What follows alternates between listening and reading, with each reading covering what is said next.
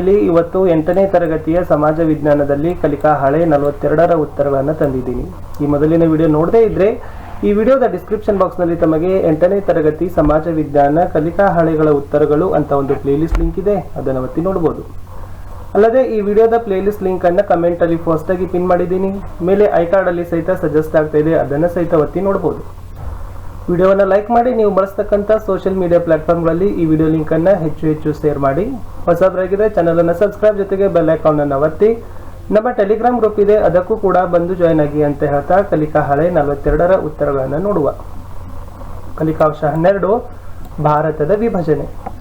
ಭಾರತದ ವಿಭಜನೆಗೆ ಕಾರಣಗಳನ್ನು ಅರಿಯುವಿರಿ ಅಂತಕ್ಕಂಥದ್ದು ಕಲಿಕಾಫಲ 12ರಲ್ಲಿ ಬರ್ತದೆ. ಕಲಿಕಾ ಹಳೆ 42 ಚಟುವಟಿಕೆ 1 ಭಾರತದ ವಿಭಜನೆಗೆ ಕಾರಣವಾದ ಅಂಶಗಳನ್ನು ಪಟ್ಟಿ ಮಾಡಿ ಮತ್ತು ಚರ್ಚಿಸಿ ಅಂತ ಇದೆ. ಯಾವ ಅಂಶಗಳು ಭಾರತದ ವಿಭಜನೆಗೆ ಕಾರಣವಾಯಿತು ಅವುಗಳನ್ನು ಬರೀಬೇಕು ಮತ್ತು ತರಗತಿಯಲ್ಲಿ ಚರ್ಚೆಯನ್ನು ಮಾಡಬೇಕು. ಒಂದೊಂದಾಗಿ ನೋಡುವ. ಒಂದೇದು ಹೇಳ್ಬೋದು, ಬ್ರಿಟಿಷರ ಒಡೆದು ಆಳುವ ನೀತಿ ಅಂತ ಹೇಳ್ಬೋದು.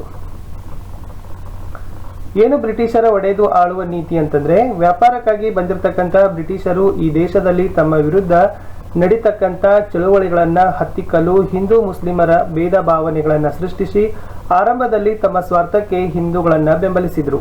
ಹಿಂದೂಗಳು ರಾಜಕೀಯವಾಗಿ ಶೈಕ್ಷಣಿಕವಾಗಿ ಬೆಳೆದ ಮೇಲೆ ಹಿಂದೂಗಳ ವಿರೋಧಿಯಾಗಿ ಮುಸ್ಲಿಮರ ಬಗ್ಗೆ ಮೃದು ಧೋರಣೆಗಳನ್ನ ಅನುಸರಿಸಲಾರಂಭಿಸಿದರು. ಇದರಿಂದ ಮುಸ್ಲಿಮರು ಏನಾಗ್ತದಪ್ಪ ಅಂದ್ರೆ, ರಾಷ್ಟ್ರೀಯತೆಯ ಒಂದು ಪರಿಣಾಮವಾಗಿ ಚಳವಳಿಗೆ ಅವರು ಬೆಂಬಲವನ್ನ ಕೊಡೋದಿಲ್ಲ. ಈ ಮುಸ್ಲಿಮರು ಏನ್ ಮಾಡ್ತಾರಪ್ಪ ಅಂದ್ರೆ, ಬ್ರಿಟಿಷರ ಪರವಾಗಿ ನಿಲ್ತಾರೆ ಅಂತಕ್ಕದ್ದನ್ನ ಬರಿಬಹುದು. ಇದು ಇತ್ತು ಬ್ರಿಟಿಷರ ಒಡೆದು ಆಳುವ ನೀತಿ. ಇನ್ನು ಎರಡನೇದು, ಸರ್ ಸೈಯದ್ ಅಹಮದ್ ಖಾನ್ ಅವರ ನಿಲುವು. ಅಲಿಗಢ್ ಚಳವಳಿಯ ನಾಯಕ ಸರ್ ಸೈಯದ್ ಅಹಮದ್ ಖಾನರು ಆರಂಭದಲ್ಲಿ ರಾಷ್ಟ್ರೀಯವಾದಿಗಳಾಗಿ ಹಿಂದೂ ಮುಸ್ಲಿಂ ಈ ದೇಶದ ಎರಡು ಸುಂದರ ಮದುಮಗಳ ಕಣ್ಣುಗಳೆಂದು ವರ್ಣಿಸಿದರು. ಬರುತ್ತಾ ತಮ್ಮ ಬಣ್ಣವನ್ನು ಬದಲಾಯಿಸಿ ರಾಜಕೀಯವಾಗಿ ಶೈಕ್ಷಣಿಕವಾಗಿ ಸಾಮಾಜಿಕವಾಗಿ ಹಿಂದುಳಿದಿರತಕ್ಕಂಥ ಮುಸ್ಲಿಮರ ಏಳಿಗೆಗಾಗಿ ಪ್ರಯತ್ನಿಸಿ ಹಿಂದೂಗಳ ಸಂಸ್ಕೃತಿಯೇ ಬೇರೆ ಮುಸ್ಲಿಮರ ಸಂಸ್ಕೃತಿಯೇ ಬೇರೆ ಎಂಬ ಭೇದವನ್ನು ಸೃಷ್ಟಿ ಮಾಡ್ತಾರೆ. ಮುಸ್ಲಿಮರು ಕಾಂಗ್ರೆಸ್ಗೆ ಬೆಂಬಲ ನೀಡಬಾರದಂತ ಕರೆ ಕೊಡ್ತಾರೆ. ಕಾಂಗ್ರೆಸ್ಗೆ ಬೆಂಬಲ ನೀಡಿದರೆ ದೇಶ ಸ್ವಾತಂತ್ರ್ಯ ಆಗ್ತದೆ ಅಂತಕ್ಕಂಥದನ್ನ ಭಾವಿಸಿದ್ರು. ದೇಶ ಸ್ವಾತಂತ್ರ್ಯವಾದರೆ ಭಾರತದ ಆಡಳಿತ ಹಿಂದೂಗಳ ಕೈಗೆ ಸಿಗ್ತದೆ, ಇದರಿಂದ ಮುಸ್ಲಿಮರಿಗೆ ಲಾಭವಿಲ್ಲ ಅಂತ ಹೇಳ್ತಾರೆ. ಇದು ಕೂಡ ಏನಾಗ್ತದಪ್ಪ ಅಂದ್ರೆ, ಹಿಂದೂ ಮುಸ್ಲಿಮರಲ್ಲಿ ವಿಷ ಬೀಜ ಬಿತ್ತಿದ ನಿಲುವು. ಆಯ್ತು ಅನ್ನೋದನ್ನ ನಾವೇನ್ ಮಾಡ್ಬೋದು, ಇತಿಹಾಸದಲ್ಲಿ ನೋಡ್ತೀವಿ. ಇನ್ನ ಮೂರನೇದು ನೋಡ್ಬಹುದು ಏನಪ್ಪಾ ಅಂತಂದ್ರೆ, ಬಂಗಾಳದ ವಿಭಜನೆ. ರಾಷ್ಟ್ರೀಯತೆಯನ್ನ ಹತ್ತಿಕ್ಲಿಕ್ಕೆ ವೈಸ್ರಾಯ್ ಕರ್ಜನ್ 1905ರಲ್ಲಿ ಬಂಗಾಳದ ವಿಭಜನೆಯನ್ನ ಮಾಡ್ತಾನೆ. ಇದರಿಂದ ಮುಸ್ಲಿಮರು ರಾಷ್ಟ್ರೀಯ ಚಳವಳಿಯಿಂದ ದೂರ ಇಡುವ ಉದ್ದೇಶ ಈ ವೈಸ್ರಾಯಿಂದ ಆಗಿತ್ತು. ಈ ವಿಭಜನೆಯಿಂದ ಹಿಂದೂ ಮುಸ್ಲಿಂ ಪ್ರಾಂತ್ಯಗಳು ಸೃಷ್ಟಿಯಾಗ್ತವೆ. ಪ್ರತ್ಯೇಕತೆಯ ಮನೋಭಾವನೆ ಏನಾಗ್ತದಪ್ಪ ಅಂದ್ರೆ, ಬಂಗಾಳದ ವಿಭಜನೆಯಿಂದ ಬೆಳೀತದ. ಇನ್ನು ನಾಲ್ಕನೇದು ಹೇಳಬಹುದು, ಮುಸ್ಲಿಂ ಲೀಗ್ನ ಪಾತ್ರ. 1906ರಲ್ಲಿ ಆಲ್ ಇಂಡಿಯಾ ಮುಸ್ಲಿಂ ಲೀಗ್ ಸ್ಥಾಪನೆ ಆಗ್ತದ. ಮುಸ್ಲಿಮರ ಹಿತಾಸಕ್ತಿಯನ್ನ ಕಾಪಾಡುವುದು, ರಾಷ್ಟ್ರೀಯ ಕಾಂಗ್ರೆಸ್ನ ಪ್ರಭಾವವನ್ನು ತಡೆಗಟ್ಟುವುದು ಇದರ ಉದ್ದೇಶ ಇತ್ತು. ಬ್ರಿಟಿಷರ ಒಡೆದು ಆಳುವ ನೀತಿಗೆ ಸಹಕಾರಿಯಾಗಿರ್ತಕ್ಕಂಥ ಮುಸ್ಲಿಂ ಲೀಗ್ಗೆ ಕೆಲವು ರಿಯಾಯಿತಿಗಳನ್ನು ಕೊಡಲಿಕ್ಕೆ ಮುಂದಾಗ್ತಾರೆ. ಮುಂದೆ ಇದರ ಸದುಪಯೋಗ ಪಡೆಯಲಿಕ್ಕೆ ಮುಸ್ಲಿಂ ಲೀಗ್ ಅವರು ಪ್ರತ್ಯೇಕ ಪ್ರಾತಿನಿಧ್ಯಕ್ಕಾಗಿ ಬೇಡಿಕೆಯನ್ನು ಕೊಡ್ತಾರೆ. ಇದರಿಂದ ಆಂಗ್ಲರು 1919ರ ಕಾಯ್ದೆಯಲ್ಲಿ ಮುಸ್ಲಿಮರಿಗೆ ಪ್ರತ್ಯೇಕ ಚುನಾವಣಾ ಕ್ಷೇತ್ರಗಳನ್ನ ನಿಗದಿಯನ್ನ ಮಾಡ್ತಾರೆ. ಇದು ಕೂಡ ಹಿಂದೂ ಮುಸ್ಲಿಮರನ್ನ ಪ್ರತ್ಯೇಕಿಸುವಲ್ಲಿ ಯಶಸ್ವಿ ಆಯಿತು ಮುಸ್ಲಿಂ ಲೀಗ್ನ ಪಾತ್ರ ಅಂತ ಬರೀಬಹುದು. ಇನ್ನ ಮತೀಯ ತೀರ್ಪು ಅಂತ ಒಂದು ಬರ್ತದೆ. ಮತೀಯ ತೀರ್ಪಿನಲ್ಲಿ ನಾವೇನನ್ನ ಬರೀಬಹುದು ಅಂತಂದ್ರೆ, ದ್ವಿತೀಯ ದುಂಡು ಮೇಜಿನ ಸಮ್ಮೇಳನದಲ್ಲಿ ಮೊಹಮ್ಮದ್ ಅಲಿ ಜಿನ್ನಾರ್ ಅವರು ಮುಸ್ಲಿಮರಿಗೆ ಪ್ರತ್ಯೇಕ ಪ್ರಾತಿನಿಧ್ಯಕ್ಕಾಗಿ ಒತ್ತಾಯವನ್ನ ಮಾಡ್ತಾರೆ. ಇದರಿಂದ ಬ್ರಿಟಿಷ್ ಸರ್ಕಾರ ತನ್ನ ನಿರ್ಧಾರವನ್ನು 1932ರಲ್ಲಿ ಪ್ರಕಟಿಸ್ತದ. ಮುಸ್ಲಿಮರಿಗೆ ಪ್ರತ್ಯೇಕ ಚುನಾವಣಾ ಕ್ಷೇತ್ರಗಳನ್ನು ನಿಗದಿ ಮಾಡ್ತದ. ಇದನ್ನ ಮತೀಯ ತೀರ್ಪು ಅಂತ ಕರೆದಿದ್ದಾರೆ. ಓಕೆ, ದೇಶವನ್ನ ಧರ್ಮದ ಆಧಾರದ ಮೇಲೆ ಬ್ರಿಟಿಷರು ಒಡೆಯಲು ಮಾಡಿದ ಕುತಂತ್ರ ಅಂತ ಗಾಂಧೀಜಿ ಅವರು ಏನ್ ಮಾಡ್ತಾರಪ್ಪ ಅಂದ್ರೆ, ಇದರ ವಿರುದ್ಧ ಹೋರಾಟವನ್ನ ಮಾಡ್ತಾರೆ. ಇನ್ನು ಆರನೇದು, ಮುಸ್ಲಿಂ ಲೀಗ್ ಮತ್ತು ಕಾಂಗ್ರೆಸ್ ನಡುವೆ ನಡೆದಿರ್ತಕ್ಕಂಥ ಬಿರುಕು. ಈ 1936ರಲ್ಲಿ ದೇಶದಲ್ಲಿ ಪ್ರಾಂತೀಯ ಸಭೆಗಳಿಗೆ ಚುನಾವಣೆಗಳು ನಡೀತವೆ. ಕಾಂಗ್ರೆಸ್ 8 ಪ್ರಾಂತ್ಯಗಳಲ್ಲಿ ಬಹುಮತವನ್ನು ಪಡೆದು ಸರ್ಕಾರ ರಚನೆ ಮಾಡ್ತದ.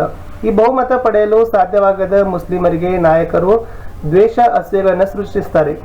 ಮೊಹಮ್ಮದ್ ಅಲಿ ಜಿನ್ನಾ ರಾಷ್ಟ್ರೀಯ ಕಾಂಗ್ರೆಸ್ ಅನ್ನು ಟೀಕಿಸ್ತಾನೆ. ಕಾಂಗ್ರೆಸ್ ಮುಸ್ಲಿಮರ ವಿರೋಧಿಸಿ ಎಂದು ಅಲ್ಪಸಂಖ್ಯಾತರನ್ನ ತುಳಿಯಲು ಪ್ರಯತ್ನಿಸುತ್ತದೆ ಅಂತ ಆಪಾದನೆಯನ್ನ ಮಾಡ್ತಾರೆ. 1938ರ ಮುಸ್ಲಿಂ ಲೀಗ್ ಸಮ್ಮೇಳನದಲ್ಲಿ ಮುಸ್ಲಿಮರ ನಡುವೆ ನಡೀತಕ್ಕಂಥ ದಬ್ಬಾಳಿಕೆಯನ್ನ ಅಧ್ಯಯನ ಮಾಡಲಿಕ್ಕೆ ಒಂದು ಸಮಿತಿಯನ್ನ ನೇಮಕವನ್ನ ಮಾಡ್ತಾರೆ. ಸಮಿತಿಯ ವರದಿಯಲ್ಲಿ ಕಾಂಗ್ರೆಸ್ ಮಂತ್ರಿಮಂಡಲ ದಬ್ಬಾಳಿಕೆ ನಡೆಸುತ್ತದೆ ಅಂತ ಗೊತ್ತಾಗ್ತದೆ. ಕಾಂಗ್ರೆಸ್ ಈ ದೇಶದಲ್ಲಿ ಹಿಂದೂ ಧರ್ಮಕ್ಕೆ ಸೇರಿದ ರಾಜ್ಯವನ್ನ ಸ್ಥಾಪಿಸಲು ಪ್ರಯತ್ನ ಮಾಡ್ತಾ ಇದೆ ಎಂಬ ಆರೋಪ ಮಾಡ್ತಾರೆ. ಇದು ಕೂಡ ಮುಸ್ಲಿಂ ಲೀಗ್ ಮತ್ತು ಕಾಂಗ್ರೆಸ್ ನಡುವೆ ನಡೆದಿರತಕ್ಕಂಥ ಬಿರುಕು ಅಂತ ಹೇಳ್ತಾರೆ. ಇನ್ನ ಮೊಹಮ್ಮದ್ ಅಲಿ ಜಿನ್ನಾ ಅವರ ನಿಲುವು ಏನಿತ್ತು ಅಂತ ಕೇಳಿದ್ದಾರೆ. ಇಲ್ಲಿ ಮೊಹಮ್ಮದ್ ಅಲಿ ಜಿನ್ನಾ ಅವರ ನಿಲುವು ಕೂಡ ಭಾರತದ ವಿಭಜನೆಗೆ ಕಾರಣ ಆಗ್ತದೆ. ಮುಸ್ಲಿಮರಿಗೆ ಪ್ರತ್ಯೇಕವಾಗಿರ್ತಕ್ಕಂಥ ಪ್ರತ್ಯೇಕವಾಗಿರ್ತಕ್ಕಂಥ ಕ್ಷೇತ್ರಗಳಿಗಾಗಿರ್ಬೋದು, ಪ್ರತ್ಯೇಕವಾಗಿ ಶಿಕ್ಷಣಕ್ಕಾಗಿ ಆಗಿರ್ಬೋದು, ಮೊಹಮ್ಮದ್ ಅಲಿ ಜಿನ್ನಾ ಅವರು ಯಾವತ್ತೂ ಕೂಡ ನಿಲುವನ್ನು ವ್ಯಕ್ತಪಡಿಸಿದ್ದಾರೆ. ಅವರು ಕೂಡ ಏನ್ ಮಾಡಿದ್ರಪ್ಪ ಅಂದ್ರ ಪ್ರತ್ಯೇಕವಾಗಿರ್ತಕ್ಕಂಥ ಪಾಕಿಸ್ತಾನದ ಕನಸನ್ನ ಕಂಡಿರ್ತಕ್ಕಂಥವ್ರು. 1940ರ ಲಾಹೋರ್ ಮುಸ್ಲಿಂ ಲೀಗ್ ಅಧಿವೇಶನದಲ್ಲಿ ಮಾತನಾಡ್ತಾ ಹಿಂದೂ ಮುಸ್ಲಿಂ ಬಗ್ಗೆ ನಿರ್ದಿಷ್ಟವಾಗಿ ಹೇಳಬೇಕೆಂದರೆ ಆ ಎರಡೂ ಧರ್ಮಗಳು ಪ್ರತ್ಯೇಕವಾಗಿವೆ. ಆದ್ದರಿಂದ ಎಂದಾದರೂ ಒಂದು ದಿನ ಪ್ರತ್ಯೇಕ ರಾಷ್ಟ್ರದೊಂದಿಗೆ ಗುರುತಿಸಿಕೊಳ್ಳಬೇಕಾಗ್ತದೆ. ಇದರಿಂದ ಮುಸ್ಲಿಂ ಲೀಗ್ ಪಾಕಿಸ್ತಾನದ ಬೇಡಿಕೆ ನಿಲುವನ್ನ ಏನ್ ಮಾಡ್ತದಪ್ಪ ಅಂದ್ರ ಅನುಮೋದಿಸುತ್ತದೆ ಅಂತ ಏನ್ ಮಾಡ್ತಾರೆ ಹೇಳ್ತಾರೆ. ಇನ್ನ ಭಾರತದ ವಿಭಜನೆಗೆ ಕಾರಣವಾಗಿರ್ತಕ್ಕಂಥ ಮುಂದಿನ ಅಂಶ ತಾತ್ಕಾಲಿಕ ಸರ್ಕಾರಕ್ಕೆ ವಿರೋಧ.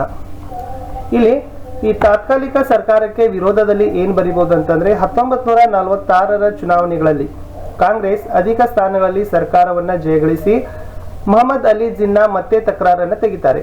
ಜವಾಹರ್ಲಾಲ್ ನೆಹರು ತಾತ್ಕಾಲಿಕ ಸರ್ಕಾರದ ರಚನೆಗೆ ಮುಂದಾದಾಗ ಬಹುಮತ ಪಡೆಯಲಾಗದ ಮುಸ್ಲಿಂ ಲೀಗ್ ಅಸಮಾಧಾನಗೊಳ್ತದ. ತನ್ನ ಗುರಿ ಸಾಧನೆಗಾಗಿ 1946 ಆಗಸ್ಟ್ 16ರಂದ ನೇರ ಕ್ರಮ ಆಚರಣೆ ಮಾಡುವಂತೆ ಕರೆಯನ್ನ ಕೊಡ್ತಾರೆ. ಇದರ ಪರಿಣಾಮವಾಗಿ ಕೋಮುಗಲಭೆ ನಡೀತದ.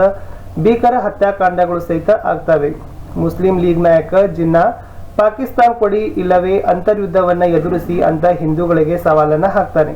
ಜವಾಹರ್ಲಾಲ್ ನೆಹರು ತಾತ್ಕಾಲಿಕ ಸರ್ಕಾರ ರಚಿಸಿದಾಗ ಮುಸ್ಲಿಂ ಲೀಗ್ ಇದರಲ್ಲಿ ಸೇರಲು ನಿರಾಕರಣೆಯನ್ನ ಮಾಡಿದ್ದು ಇದು ಕೂಡ ಭಾರತದ ವಿಭಜನೆಗೆ ಕಾರಣ ಆಯಿತು. ವಿದ್ಯಾರ್ಥಿಗಳೇ, ಇಲ್ಲಿಯವರೆಗೆ ನಾವು ಏನ್ ಮಾಡಿವಪ್ಪ ಅಂದ್ರೆ ಈ 8 ಅಂಶಗಳು ಭಾರತದ ವಿಭಜನೆಗೆ ಕಾರಣವಾಗಿರ್ತಕ್ಕಂಥ ಅಂಶಗಳೇ ಅಂತ ನಾವು ಬರೆದೀವಿ. ಈ ರೀತಿಯಾಗಿ ದೇಶ ವಿಭಜನೆಗೆ ಅನೇಕ ಕಾರಣಗಳಂತ ಹೇಳಲಾಗಿದೆ. ಬ್ರಿಟಿಷ್ ಸರ್ಕಾರ ಸ್ವಾತಂತ್ರ್ಯ ಕೊಡಲು ಮೌಂಟ್ ಬ್ಯಾಟನ್ ರನ್ನ ನೇಮಕವನ್ನ ಮಾಡ್ತದ. ಇವರು ಕಾಂಗ್ರೆಸ್ ಮತ್ತು ಮುಸ್ಲಿಂ ಲೀಗ್ ಗಳನ್ನ ಹೊಂದಾಣಿಕೆ ಮಾಡಲು ರಕ್ತ ಮೀರಿ ಪ್ರಯತ್ನವನ್ನ ಮಾಡ್ತಾರೆ. ಆದರೆ ಜಿನ್ನಾನ ಹಠಮಾರಿತನ ನಿಲುವಿನಿಂದ ಪ್ರಯತ್ನಗಳ ವಿಫಲವಾಗಿ ದೇಶ ವಿಭಜನೆ ಆಗ್ತದ. ಸೊ ಇದು ಅನಿವಾರ್ಯನೂ ಕೂಡ ಅವರಿಗೆ ಆಯ್ತು ಅಂತ ನಾವೇನ್ ಮಾಡಬಹುದು ವಿದ್ಯಾರ್ಥಿಗಳೇ, ಇತಿಹಾಸದ ಪುಟಗಳಲ್ಲಿ ಇದನ್ನ ಓದ್ತೀವಿ.